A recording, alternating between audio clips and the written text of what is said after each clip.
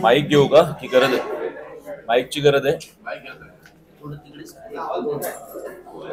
Mic चालू कर ना.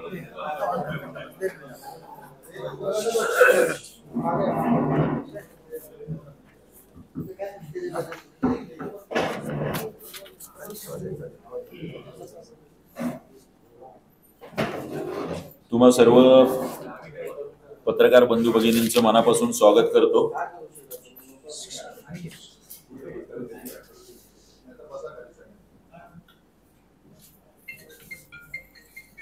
गेले काही दिवस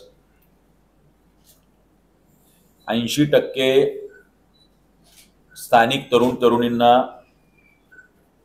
नोकर भरतीत प्राधान्य द्या हा जो राज्य शासनाचा 1968चा शासन निर्णय आहे आणि 2008 ला त्याच्यामध्ये सुधारित परिपत्रक राज्य शासनाने काढलंय की ज्यामध्ये उल्लेख केलेला आहे की ज्या काही नोकऱ्या महाराष्ट्रात निर्माण होतील, मग त्या शासकीय असो, निमशासकीय असो किंवा खाजगी आस्थापना किंवा कंपन्यांमध्ये असो, या सगळ्या ठिकाणी नोकर भरती करताना 80% स्थानिक मुलांचीच नोकर भरती केली गेली पाहिजे. यामध्ये स्पष्ट उल्लेख आहे. स्थानिक म्हणजे जो पिढ्यानपिढ्या इथे राहतोय.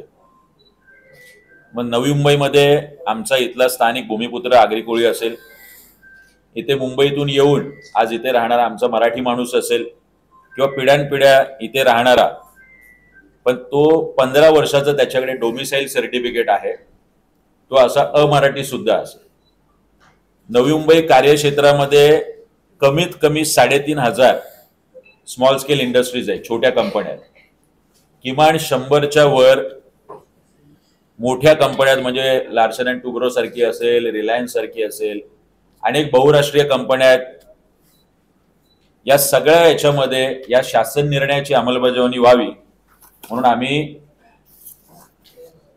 2 ऑगस्ट 2024 ला आपलं बेलापूरचं कोकण भवन इकडे कौशल्य आणि रोजगार विभाग आहे राज्य शासनाचा, ज्याचं मुळातच काम आहे की नवी मुंबईतल्या ज्या काही कंपन्या आहेत त्याची नोंदणी या कौशल्य आणि रोजगार विभागाकडे झाली पाहिजे, जेणेकरून या कंपन्यांमध्ये निर्माण होणारा जो रोजगार आहे त्याची माहिती रोजगार विभागाला कळेल आणि रोजगार विभागाच्या माध्यमातून ही भरती होऊ शकेल. पण आम्ही गेल्यानंतर दुर्दैव असं की कौशल्य आणि रोजगार काय जो उद्योजकता नाविन्यता विभाग आहे, असं खूप मोठं लांब लचक नाव आहे ज्याचे मंत्री आहेत मंगल प्रभात लोढा. हे डिपार्टमेंट कुठलंही काम करताना आम्हाला दिसलेलं नाही. त्यानंतर आम्ही उद्योग विभागाला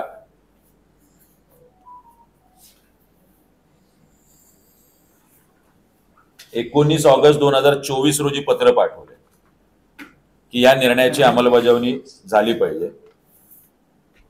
मला तुम्हाला सगळ्यांना सांगताना निश्चितपणे आनंद होतोय. मागच्या 2 दिवसात नवी मुंबईत रोजगार मेळाव्यांची प्रचंड स्पर्धा सुरू झाली. नवोदित इच्छुक आमदार एक ऐरोलीतून 10 वर्ष आमदार राहिलेले जे इथे आता इम्पोर्ट झालेत बेलापूर विधानसभेत, त्यांनी नुकतंच घर घेतलंय. त्यांनी लोकसभेला का पदवीधर मतदारसंघाला बेलापूरमध्ये मतदान केलं. त्यांनी कमीत कमी 5-25 लाखाचे रोजगार मेळाव्याचे बॅनर लावले. हा भाग वेगळा की 25 लाखाचा तरी रोजगार मिळवून दिला की नाही. तुम्ही सगळे होता, तुमच्या कॅमेरातूनच मी पाहिलं. 2 दिवस अगोदर प्रेस नोट होती, आमच्या रोजगार मेळाव्यात 5000 मुलांना नोकऱ्या मिळणार. दुसऱ्या दिवशी तुमच्याकडेच बातमी बघितली, 180 मुलांना अपॉइंटमेंट लेटर दिले. 5000 वजा 180. दुसरा उद्योग मेळावा होता, प्रशासनातलं खूप मोठं नाव आहे, त्यांचाही रोजगार मेळावा अयशस्वी झाला असं मला कळलं. त्यांनी किती रोजगार दिले 180चे आकडे ऐकून त्यांनी काय आकडेच दिलेले नाहीत. मी काय बातम्यांमध्ये वाचलेलं नाही. मूळ प्रश्न आहे लाखो मुलांच्या रोजगाराचा. हा 100, 200 आणि 500 मुलांच्या रोजगाराचा विषय नाहीये. 3,500 कंपन्या, मग त्या केमिकल कंपन्या असो, IT कंपन्या असो, मॅन्युफॅक्चरिंगच्या कंपन्या असो, सर्व्हिस इंडस्ट्री असो, बँका असो नवी मुंबईतल्या, या सगळ्या कंपन्यांमध्ये जो रोजगार आहे तो 80% नवी मुंबईतल्या मुलांना का मिळत नाहीये, हा मूळ प्रश्न आहे. बरं, त्या रोजगार मेळाव्यात security guard, office boy, delivery boy याच्या पलीकडे नोकऱ्या मिळतात का? जे इम्पोर्ट झाले ऐरोलीतून 10 वर्ष सलग रोजगार मेळावे घेत आहे. सलग 10 वर्ष जर आपण रोजगार मेळावे घेता, आपण ज्यावेळी आमदार होतात, मग एकही मुलगा नवी मुंबईमध्ये बेरोजगार नसायला पाहिजे होता. तरी 11व्या वर्षी यांना परत निवडणूक जवळ आली, घ्यावं लागते. माझ्याकडे महाराष्ट्र नवनिर्माण सेनेच्या दणक्यानंतर उद्योग विभाग खडबडून जागे झाले आणि महाराष्ट्र नवनिर्माण सेनेच्या लढ्याला यश आलेलं आहे. मी परत जाहीर करतोय, महाराष्ट्र नवनिर्माण सेनेच्या लढ्याला यश आलंय. उद्योग विभागाने आम्हाला पत्र पाठवलंय आणि उद्योग विभाग म्हणतोय की आपल्या पत्रानंतर प्रतीक गजानन काळे, शहर अध्यक्ष, प्रवक्ता, महाराष्ट्र नवनिर्माण सेना नवी मुंबई, आपले पत्र मिळाले. त्या अनुषंगाने नवी मुंबई क्षेत्रातील ज्या औद्योगिक आस्थापनांची उद्यम पोर्टलवर नोंदणी झाली आहे, सगळ्यांची नोंदणी असतेच उद्यम पोर्टलवर, आपल्याला कल्पना आहे, अशा आस्थापनांनी उद्योग विभागाच्या शासन निर्णयाची अंमलबजावणी करण्यात येत आहे किंवा कसे, याबाबत संबंधित औद्योगिक आस्थापनांना पत्र पाठवून स्थानिक लोकांना रोजगाराबाबतची माहिती मागून घेण्यात येत आहे. हा खूप मोठा विजय आणि यश आहे महाराष्ट्र नवनिर्माण सेनेचं की उद्योग विभागाने पहिल्यांदा नवी मुंबईतल्या सर्व कंपन्या, आस्थापनांमधून माहिती मागवण्यास सुरुवात केलेली आहे की आपण 80% स्थानिकांच्या नोकर भरतीची अंमलबजावणी केली किंवा नाही, याचा डेटा आता उद्योग विभागाने नवी मुंबईतल्या सर्व शासकीय, निमशासकीय, सर्व खाजगी कंपन्यांमधून आणि आस्थापनांमधून मागवण्यास सुरुवात केली. एवढंच नव्हे, उद्योग विभाग पुढे म्हणतोय स्थानिक लोकांना रोजगार देण्याबाबतच्या शासन निर्णयाचे पालन औद्योगिक आस्थापनांद्वारे होण्यासाठी ठाणे जिल्ह्यातील नवी मुंबई क्षेत्रातील औद्योगिक आस्थापनांना सूचना सुद्धा देण्यात येत आहे. हे ते पत्र आहे.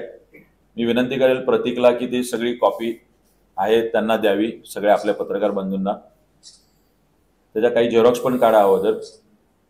हे पत्र दिलेलं आहे उद्योग विभागाने आणि उद्योग विभागाने पहिल्यांदा जेव्हापासून 1968 पासून, त्यानंतर सुधारित 2008 पासून पहिल्यांदा कुठल्या तरी पक्षाला हे लेखी पत्र दिलेलं आहे की ज्यामध्ये उद्योग विभाग स्पष्ट म्हणतोय की आम्ही आता माहिती मागवण्यास सुरुवात केलेली आहे आणि याची अंमलबजावणी व्हावी म्हणून आम्ही सगळ्या आस्थापनांना पत्र पाठवण्यास सुरुवात केली आहे.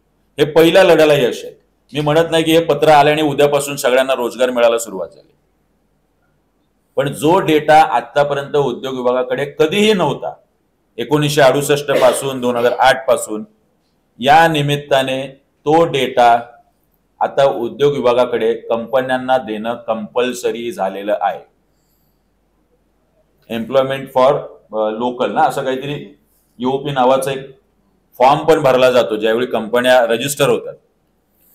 त्या फॉर्म मध्ये खूप खोट्या प्रमाणात माहिती दिली जाते, पण आता उद्योग विभागाचे इन्स्पेक्टर, ज्याला आपण काहीतरी नाव दिलं ना त्यांनी, इंडस्ट्रियल इन्स्पेक्टर, नाही फॅक्टरीचं कंपनी वेगळा, इंडस्ट्रियल इन्स्पेक्टर जो या संदर्भातली माहिती घेतो, महाव्यवस्थापक जिल्हा उद्योग केंद्र ठाणे यांनी हे पत्र पाठवले मला. आम्ही सहसंचालिका उद्योग विभाग यांना पत्र दिलं होतं. ते हे पत्र आहे. नवी मुंबई आम्ही जाऊन मोठ्या प्रमाणात हे आंदोलन उभं केलं. गेली महिनाभर आम्ही या आंदोलनात आहोत. सह्यांची मोहीम घेतोय, चौका चौकात जाऊन लोकांना भेटतोय, पत्रव्यवहार करतोय. आणि आज नवी मुंबईतल्या सगळ्या तरुण तरुणींसाठी आनंदाची बातमी आहे की उद्योग विभाग किमान आता मनसेच्या दणक्यानंतर कामाला लागलेला आहे. यानंतरही आम्ही पूर्ण समाधानी आहोत असं मी म्हणत नाही. जोपर्यंत एकूण 1 कंपन्यांमध्ये नवी मुंबईतल्या स्थानिक मुलांना रोजगार मिळत नाही, त्यांची नोकर भरती होत नाही, तोपर्यंत आम्ही थांबणार नाही. गणपती आहेत, आपण जी काही माहिती मागवलेली आहे ती माहिती पब्लिक डोमेनमध्ये करा. जे काही आपण पत्र पाठवलेलं आहे तात्काळ तपासणी करा, अंमलबजावणी करायला सांगा. गणपती विसर्जनापर्यंत आम्ही निश्चितपणे थांबलोय. आम्ही 15 दिवस उद्योग विभागाला दिलेत की 15 दिवसामध्ये ही खडानकडा माहिती घ्यावी. किमान याच्यामुळे जर उद्योग विभाग नीट वागलं आणि पारदर्शीप्रमाणे ही माहिती आली, किमान 4 ते 5 लाखाच्या वर रोजगार निर्मिती होणार आहे आणि किमान 2-5 लाख मुलांना नवी मुंबईतल्याच मुलांना नोकऱ्या मिळणार. त्यांना कुठेही ऐरोली टोल नाका सोडून, वाशी टोल नाका सोडून जायची गरज नाही. आम्हाला कुणाला अपॉइंटमेंट लेटर द्यायची गरज नाही. प्रत्येक मनसेच्या शाखेमध्ये मोठ्या प्रमाणात आम्ही ज्यावेळी सुरू केलं, स्कॅन कोड सुरू केला, मोठ्या प्रमाणात रोज 100, 200, 500 बायोडेटा येऊन आम्हाला ही नोकरी हवी, आमचं शिक्षण हे झालंय, आमचं ते शिक्षण झालंय. आम्ही नवी मुंबईतल्या जवळपास 50-50 कंपन्यांमध्ये जाऊन पत्र दिली, निवेदनं दिली. योगी मिड टाउन ते आमच्या तोंडावर सांगतात की आमच्याकडे 30%च मराठी मुलं आहेत किंवा स्थानिक मुलं आहेत. ही हिंमत इथल्या आस्थापनांची होते. ICICI लोंबार्ड 20 आणि 25% म्हणजे 700-800 तिथे बॅक ऑफिसला काम करतात ICICI लोंबार्डच्या. 20 आणि 25% फक्त मराठी आहेत. हे सांगायची हिंमत होते. हे कुठल्या तुम्ही साऊथमध्ये जाल तरी सांगायची हिंमत होणार आहे का इथे आम्हाला मराठी पाट्यांपासून आंदोलन करावी लागतात, ते मराठी पोरांच्या रोजगारापर्यंत, नोकऱ्यांपर्यंत. अशा वेळी इथल्या स्थानिक आमदारांची काही जबाबदारी नव्हती. काय या शासन निर्णयाची अंमलबजावणी आपण करून घेत नाही? कुठेतरी बोगस आणि फेक तुम्ही रोजगार मेळावे घेता आणि लोकांना सांगता की आम्ही 100 आणि 150 मुलांना रोजगार देतो. 180 तुम्ही रोजगार देता म्हणते अपॉइंटमेंट लेटर. 10 वर्षात किती दिले? जर यांच्या रोजगार मेळाव्याला जाऊन जर मुलांना रोजगार मिळत नसेल, आमच्या मनसेच्या शाखेच्या कार्यालयात येऊन तुम्ही रोज हे द्या, बायोडेटा द्या. त्या मुलांना रोजगार मिळवून द्यायची जबाबदारी महाराष्ट्र नवनिर्माण सेनेची आणि ती या शासन निर्णयाच्या अखत्यारीत राहू. हे का होत नाहीये? याच्यावर तुम्ही का बोलत नाही आहोत? या स्थानिक मुलांच्या विषयाच्या संदर्भात एकदाही पत्रव्यवहार करायची इच्छा होत नाही. आज घराघरात आपण गेलात तर रोजगाराची समस्या अत्यंत बिकट आहे. महाराष्ट्र नवनिर्माण सेना हा मुद्दा लावून धरणार आहे आणि शेवटच्या मुलाला नोकरी मिळेपर्यंत आम्ही थांबणार नाही आहोत. आजच माझं कौशल्य विकास विभागाचे पवार म्हणून आहे, त्यांच्याशी आमचं लोणकर साहेबांच्या फोनवरून बोलणं झालं. आम्ही त्यांच्याकडे सुद्धा डेटा मागवलाय की आमच्या निवेदनानंतर किती कंपन्या आपल्याकडे रजिस्टर झाल्या, किती कंपन्यांना आपण पत्र पाठवले आणि किती कंपन्या रजिस्टर होत नाहीत म्हणून आपण नोटिसा पाठवल्या किंवा त्यांना कोर्टात खेचले. निवडणुका जवळ आल्या की रोजगार मेळावे होणार, पण 1968 आणि 2008 सगळ्या पक्षांची सरकार होती ना या काळामध्ये. काँग्रेस राष्ट्रवादीचं होतं, सेना बीजेपीचं होतं. म्हणजे माझ्याकडे गंमत म्हणून तुम्हाला सांगतो, हे 2017चं बातमी आहे. ही सुभाष देसाई साहेब उद्योगमंत्री होते, जे आता उबाटाचे नेते आहेत. ते म्हणतात स्थानिकांना 80% नोकऱ्या देणे उद्योगांना बंधनकारक, अन्यथा आर्थिक सवलती बंद होणार. कुठल्या कंपनीची आर्थिक सवलत बंद केली सुभाष देसाई साहेब? आपण 5 वर्ष आपण मंत्री होतात. हिम्मत आहे का आपल्या? या सगळ्या उद्योगांनी जमिनी महाराष्ट्रात येऊन सवलतीत घ्यायच्या. या सगळ्या उद्योगांनी येऊन मुद्रांक शुल्कात सवलत घ्यायची, पाण्यात सवलत घ्यायची, विजेमध्ये सवलत घ्यायची. 100% इथे तुम्ही रोजगार निर्मिती करताय, आम्हाला मान्य आहे, पण या सगळ्या गोष्टी शासन देतं म्हणून आपण करताय. उद्योग मंत्र्याला कणा असेल तर तो कणा दाखवावा, राज्य सरकारला कणा असेल तर तो दाखवा आणि द्या फटके यांना. यांच्या आर्थिक सवलती बंद करा. फक्त शासन निर्णय काढतात, कायदा होत नाही की 80% मुलांना नोकऱ्या द्या म्हणून. राज्य शासन याच्या संदर्भातला कायदा करत नाही. माझी ही सुद्धा मागणी आहे या माध्यमातून की या संदर्भातला कायदा झाला पाहिजे. या संदर्भातलं पत्र आम्ही देणार आहोत राज्य शासनाला आणि या निर्णयाचा शेवटपर्यंत पाठपुरावा करणार आहोत. आज हीच गोष्ट जाहीर करायला मी आज या ठिकाणी आपल्या सगळ्यांशी आणि अर्थातच नवी मुंबईकरांशी संवाद साधतोय. पहिलं यश जरी लढ्याला आलेलं असलं तरी शेवटपर्यंत हा लढा आम्ही लढणार आहोत. 15 दिवसानंतर या लढ्याला अजून तीव्र स्वरूप येईल जर याची अंमलबजावणी 100% झाली नाही तर. महाराष्ट्र नवनिर्माण सेना म्हणून आम्ही ही सगळी माहिती नवी मुंबईकरांपर्यंत घेऊन जातोय आणि क्षणाक्षणाला या संदर्भातली माहिती आम्ही नवी मुंबईकरांना देतोय.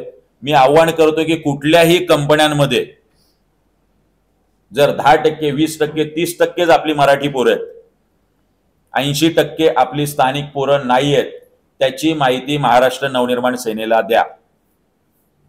आम्ही सगळ्याच कंपन्यांमध्ये पोहोचू शकणार नाही. नवी मुंबईकरांनी ही माहिती महाराष्ट्र नवनिर्माण सेनेला द्यावी.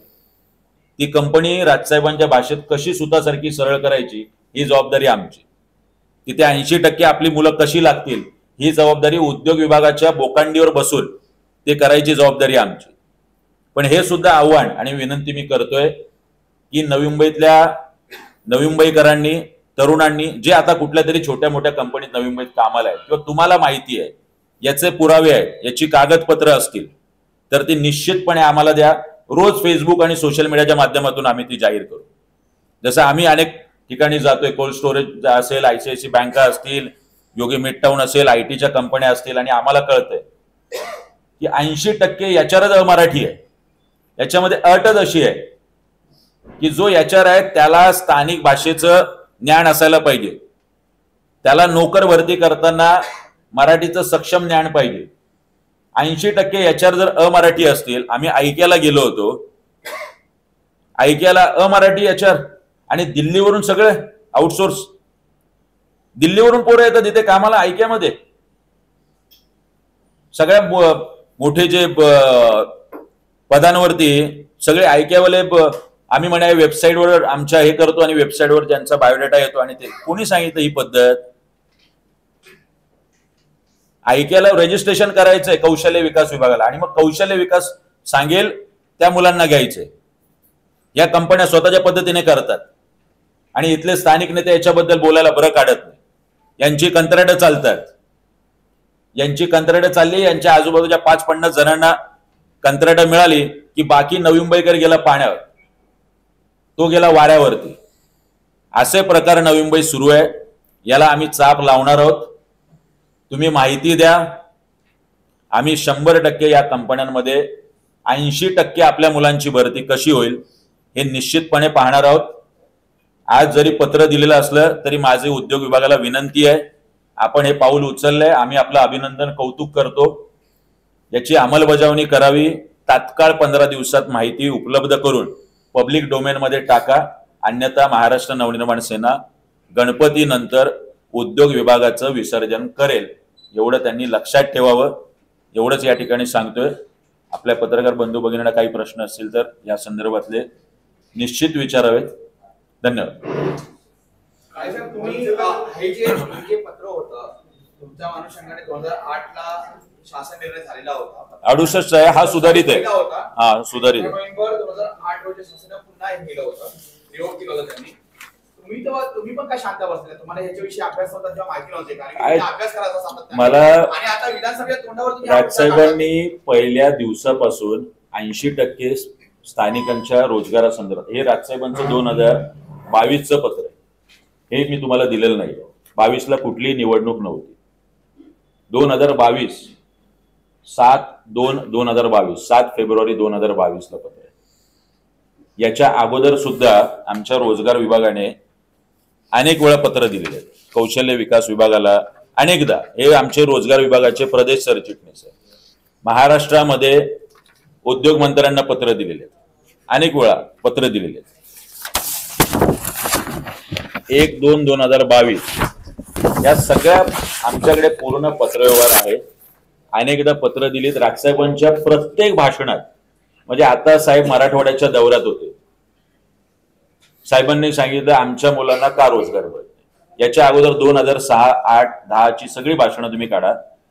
म्हणजे साहेबांचं म्हणणं आहे की 100% नोकर भरतीत आमच्या मुलांना नोकऱ्या मिळाल्या पाहिजे. शासन म्हणते 80%. आम्ही तर 100%चे, म्हणजे जर आमचं सरकार आलं तर आम्ही 100%चा कायदा करू, GR नाही फक्त.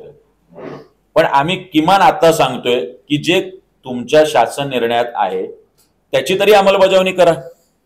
राजसाहेबांचं 2022ला पत्र आहे, निवडणूक जवळ नाहीये.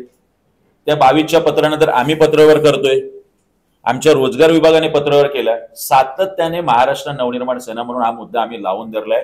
अनेक वेळा महाराष्ट्रभर याची आंदोलनं झाली. रोजगार विभागाने मंत्रालयाच्या समोर आंदोलन केलं होतं. सरकार आमचं नाही, आम्ही रेटा लावतोय, आम्ही आंदोलनं करतोय.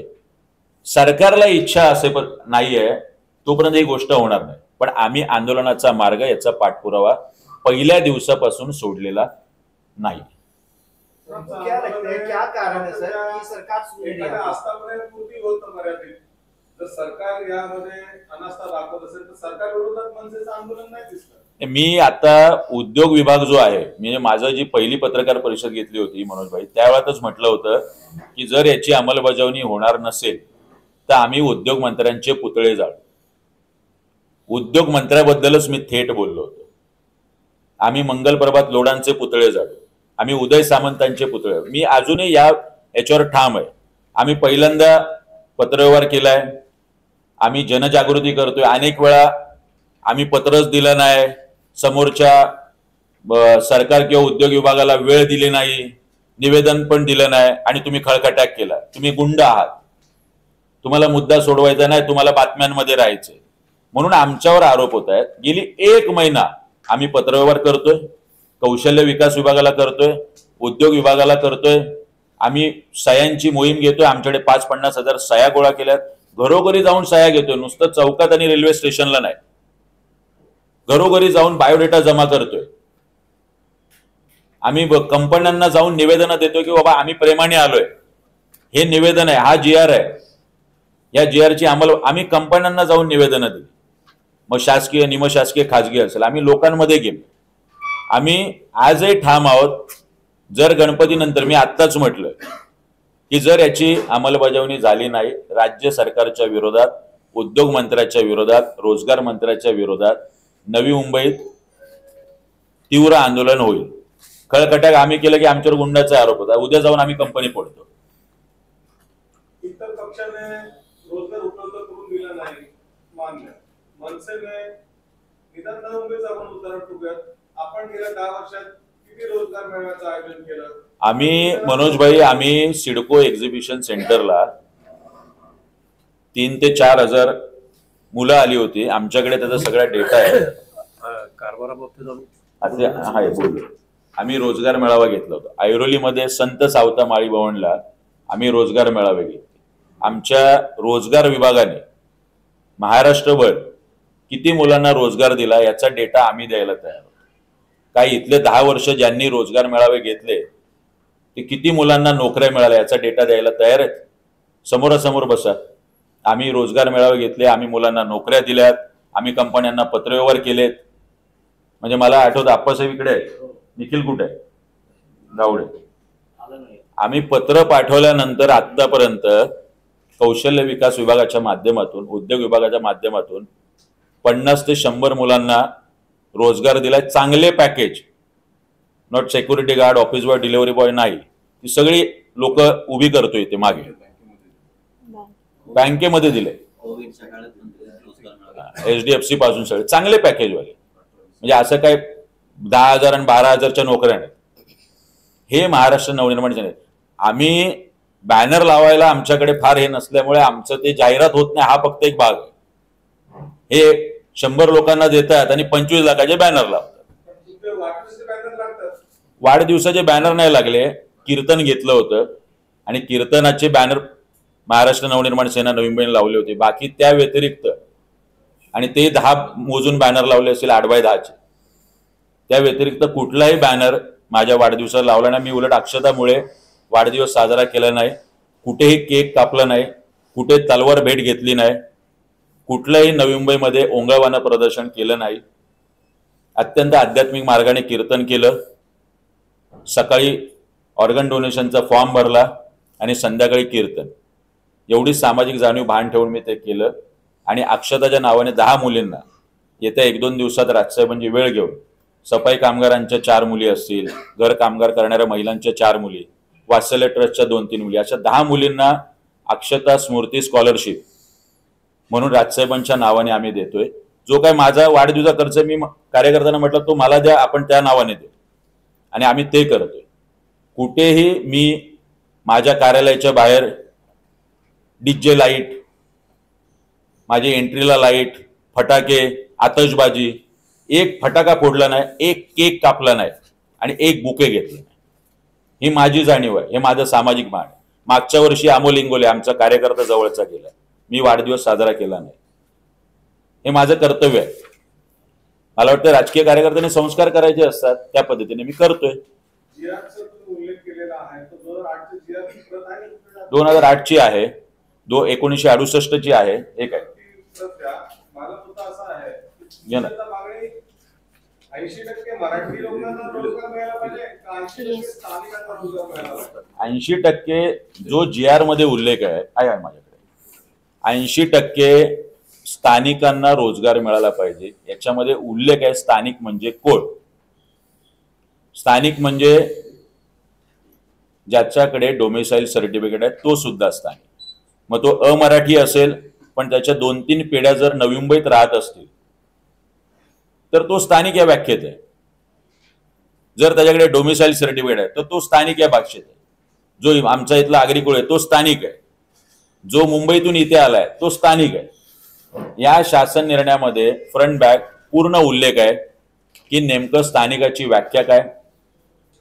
2 समित्या, जिल्हा अधिकारी या समितीचा अध्यक्ष असतो, ज्याने 3-3 महिन्यांनी याचा आढावा घ्यायचा असतो. 3-3 महिन्यांनी. राज्याच्या पातळीवरती विकास आयुक्त आहे, उद्योग संचालनालय, त्यांनी राज्याच्या पातळीवर आढावा घ्यायचा असतो. आहे राज्य सरकारकडे हिंमत जाहीर करा. तुमच्या जिल्हा अधिकारी, तुमच्या विकास आयुक्त यांनी 3-3 महिन्यानंतर आढावा घेतला का? किती कंपन्या रजिस्टर झाल्या, किती 80% निर्णयाची अंमलबजावणी झाली, हे आमचे प्रश्नाचं उत्तर द्यावं राज्य सरकारने. नसेल इथल्या आमदारांनी पण विचारावं. आम्ही तो विरोधी पक्षात आहोत, आमचा जीव तर छोटा आहे.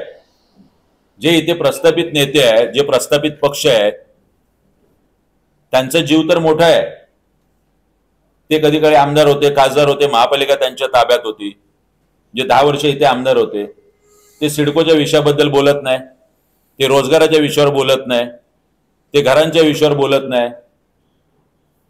5-5 पिढ्या जर जात असतील आणि 5-5 पिढ्या गेल्यानंतर इथल्या प्रकल्पग्रस्तांचा एकही प्रश्न सुटत नसते. घरं नियमित झाली का? नाही झाली. 12.5% भूखंडाचा मोबदला मिळाला का? नाही मिळाला. सिडको MPSC UPSC स्पर्धा परीक्षांसाठी सेंटर उभं करणार होतं, ते उभं केलं का? नाही उभं केलं. विद्यावेतन वेळेवर मिळतं का? नाही मिळत, बंद केलं विद्यावेतन. हे काय सविनय म्हात्रे आमचे इथे प्रकल्पग्रस्त आहे, नवी मुंबईच्या मुलाला सेवा योजन कार्यालय नाही. सेवा योजन कार्यालय नाही. असे शेकडो प्रश्न आहेत. जर 25-25, 30-30 वर्ष आपण इथे राहताय, म्हणजे आताच मी मध्ये निलेश पाटलांना भेटलो, एक प्रश्न सुटला नाही त्यांनी सांगितलं. ते आगरीकोळी युथ फाउंडेशनचे अध्यक्ष आहेत, प्रचंड अभ्यासू माणूस. एक प्रश्न जर प्रकल्पग्रस्तांचा सोडवता आला नाही. तसाच हा रोजगाराचा विषय, या व्याख्येत सगळे येतात. हा GR आहे, याची सुद्धा मी प्रत तुम्हाला सगळ्यांना पाठवतो. म्हणजे काळेचा तुमचं असं म्हणणं आहे का की इथले शिल्पकार, लोकनेते, कार्यसम्राट, आमदार जे कोण आहेत त्यांचे नावं त्याच्या क्रियापद जोडलेली आहेत, त्याची सर्वनामं जोडलेली आहेत, हे सर्व फेल ठरले रोजगार देण्यामध्ये नवी मुंबईकरांना, स्थानिकांना नवी मुंबई? 100%. मी फक्त रोजगाराबद्दलच नाही म्हणत, प्रकल्पग्रस्तांचा कुठलाच प्रश्न नाही सोडवला, कुठलाच. शिक्षणाबद्दलची काय बोंबाबोंब आहे? प्रत्येक वर्षी नवी मुंबईतल्या शाळांची फी वाढते, प्रत्येक वर्षी. का याच्यावर नियंत्रण नाहीये आणि आमदार का बोलत नाही याच्यावरती? पॉलिसीचा विषय हा.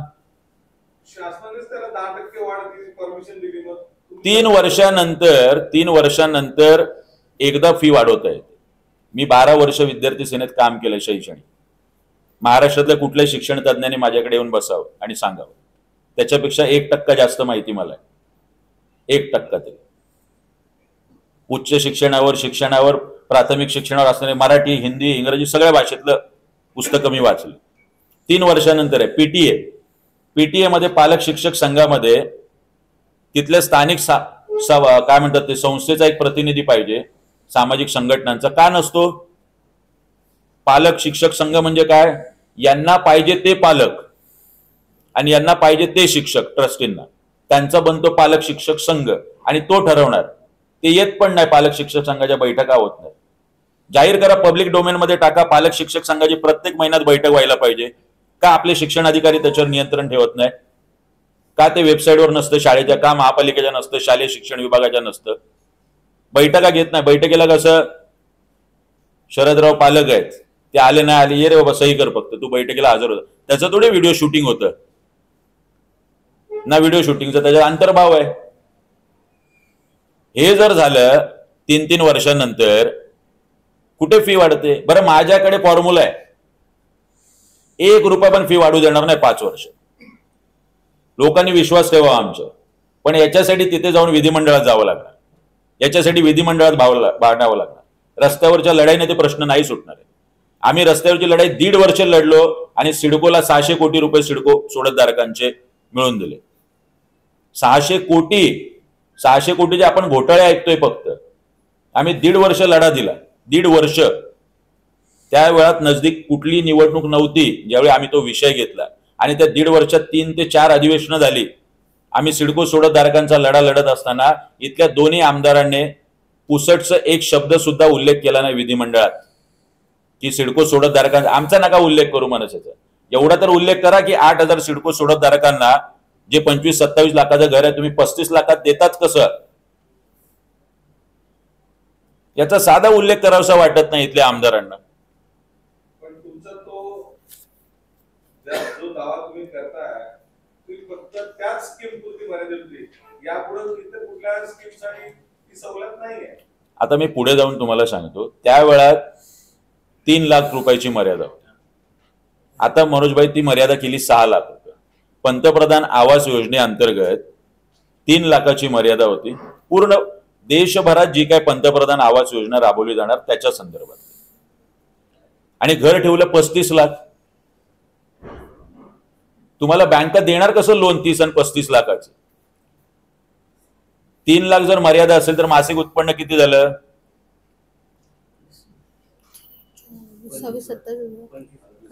25,000 माणसाला 35 लाखाचं लोन देणार का? ते त्यामुळे आम्ही एकतर म्हटलं तुम्ही जर राबवलं तर 30 लाखाच्या आत घर पाहिजे. तुम्हाला हे कमी करणं चाललंय. आता त्यांनी देशभरात पंतप्रधानांनी 6 लाखाची मर्यादा केली. त्यामुळे 6 लाखाच्या मर्यादेमुळे त्यांना आता रक्कम वाढवता येणार. म्हणजे ती शाळा केली सिडकोने नाही, पंतप्रधानांनीच अख्ख्या देशभर. हे आम्ही बोलणार कधी? अनेकांचं ते तळोजामध्ये 3500 हे आहेत की त्यांना अजून ताबा मिळाला नाही. 1.5, 2, 3 वर्ष ते लोक पैसे भरतायत. आम्ही याच्या अगोदर 14,500 सिडको सोडतधारकांना आम्ही मागणी करायच्या अगोदर, आम्ही आंदोलन करायच्या अगोदर जेवढ्या पंतप्रधान आवास योजनेतली घरं लागलेली आहेत 2018च्या अगोदर त्यांना 6% स्टॅम्प ड्युटी आणि रजिस्ट्रेशन भरावं लागलं. 6%. आम्ही ज्यावेळी 2018ला लढा दिला, अभ्यास केला की पंतप्रधान आवास योजनेअंतर्गत फक्त 1,000 रुपये भरले पाहिजे स्टॅम्प ड्युटी रजिस्ट्रेशन. फक्त 1,000. सिडको एमडींनी मान्य केलं. 14,500 लोकांना फक्त 1,000 रुपये स्टॅम्प ड्युटी रजिस्ट्रेशन भरावं लागलं. फक्त 1,000. 18 लाखाची घरं होती आणि 25 लाखाची LIG आणि EWS मध्ये. 18 लाखाचं घर होतं. 6% तुम्ही गुणिले करा म्हणजे प्रत्येकाचे 1 लाख रुपये आणि 25 लाखाच्या घराला 1.5 लाख रुपये वाचले. सरासरी आपण 1 लाख पकडू तर 14,500 गुणिले 1 लाख वाचवले म्हणजे आम्ही लोकांचे 145 करोड रुपये वाचवले. 145 करोड. हा 14,500 लोकांचा विषय. हा इथला विषय सिडको सोडा. महापालिकेतल्या कंत्राटी कामगारांचे 135 करोड रुपये. विष्णुदास भावे नाट्यगृह आम्ही आयुक्तांना घेऊन गेलो, वाघमारे साहेबांना.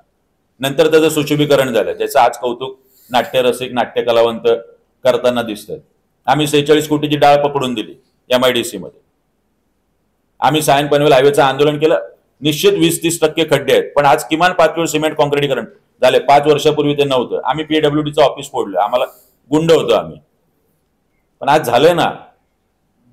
आम्ही ह्या गोष्टी केल्या. कोविडमध्ये नवी मुंबई महानगरपालिका पहिली आहे की जिथे ऑडिट झालं आणि 3-3.5 कोटी रुपये परत मिळून दिले. आमच्याकडे डेटा आहे, जाहीर करतो आम्ही. आता एवढं सगळं तुम्ही केलं सांगितलं तरी लोकांचा विश्वास हा तुमच्यावर बॅनरबाजीला कमी पडतोय मनोजभाई. थोडंसं बॅनरबाजी, जाहिरातबाजी थोडस. आणि तुम्ही म्हणता की आम्हाला विधिमंडळात पाठवा, तुम्ही आम्हाला महापालिकेत पाठवा, तुम्ही आम्हाला संसदेत पाठवा. तुम्ही कुठेतरी लोकांचा विश्वास मिळवण्यात मनसे कमी पडते असं तुम्हाला वाटतं? लोकांचा विश्वास म्हणण्यापेक्षा आम्ही थोडं मनोजभाई जाहिरातीत कमी पडतो, बॅनरबाजीत कमी पडतो. आता मी हा विषय घेतलाय. आता मी 25 लाखाचे बॅनर लावू शकत नाही. मला पहिलं यश तर मिळालंय, पण 25 लाखाचे बॅनर लावायला माझ्याकडे पैसे नाही. त्यामुळे मी कमी पडतोय निश्चितपणे. आम्ही याच्यासाठी जाहिरात करण्यासाठी कमी पडतोय. सिडकोचा विषय आज त्या सोडतधारकांनी सत्कार केला, आज पोहोचलाय ना विषय. सर्वसामान्य माणूस ज्यावेळी एखादा मुद्दा हातात घेतो त्यावेळी तो निश्चित पोहोचतो.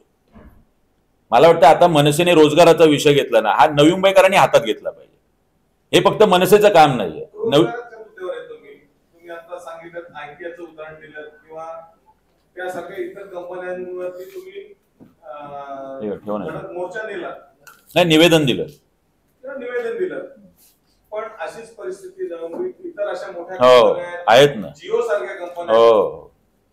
आता आजच्या घटकेला जिओ मध्ये किती टक्के मराठी लोक आहेत, तिथे किती टक्के स्थानिक आहेत? माइंड स्पेस आहे, सगळीकडे आहे. मनसे अशा मोठ्या कंपन्यांच्या मागे का लागत नाही? मनसे सगळ्या कंपन्यांच्या मागे लागते. आम्ही माइंड स्पेसला पण निवेदन दिलंय, आम्ही रिलायन्सला पण निवेदन दिलंय, आम्ही सगळ्या केमिकल कंपन्या, IT कंपन्या, सगळ्यांना, आम्ही सगळ्या कंपन्यांना 3,500-4 हजार कंपन्यांना निवेदनं देणं ही काही सोपी बाब नाही.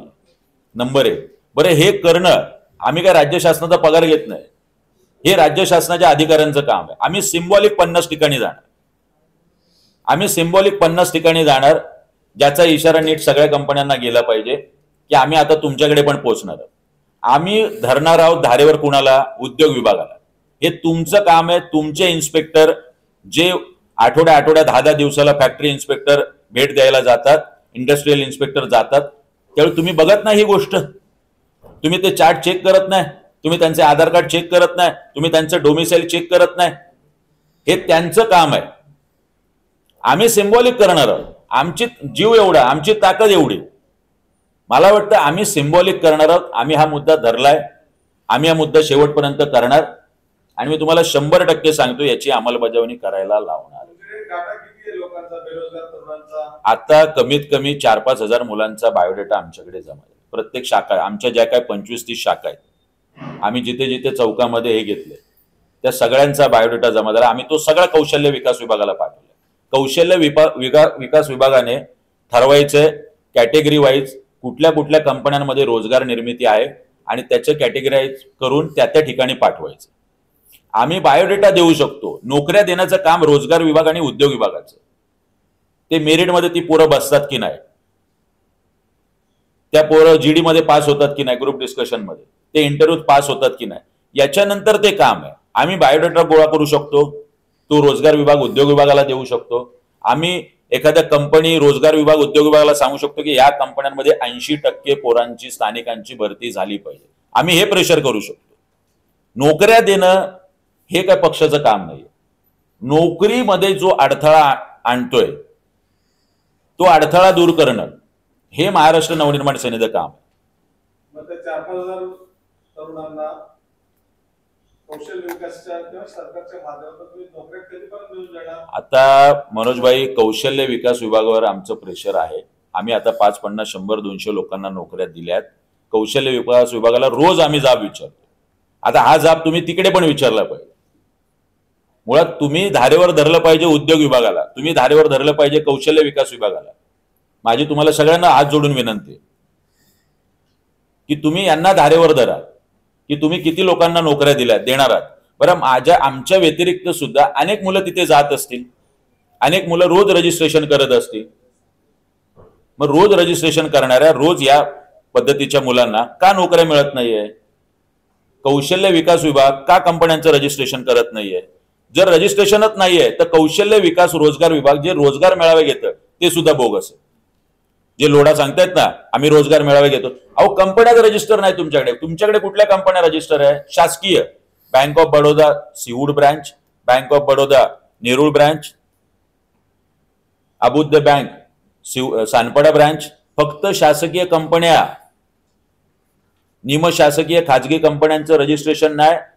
या कंपन्यांमध्ये रोजगार विभागाचे अधिकारी जात नाही, त्यांची हिंमत होत नाही, त्याच्यामुळे हे लोक रजिस्ट्रेशन करत नाही. यांना कोर्टात खेचलं जात नाही, रोजगार विभागाकडून यांना नोटिसा पाठवल्या जात नाही. मला वाटतं हे प्रेशर आम्ही करतोय आणि हे करत राहा. यस, धन्यवाद. Yes. सर अभी आप एक मुद्दा उठा रहे हैं, कल की डेट में जेपी के साथ में इलेक्शन लड़ना पड़ा, तो ये मुद्दा ठंडे बस्ते में जाएगा या इसमें आप तू डायरेक्ट इलेक्शनवरच आलाय.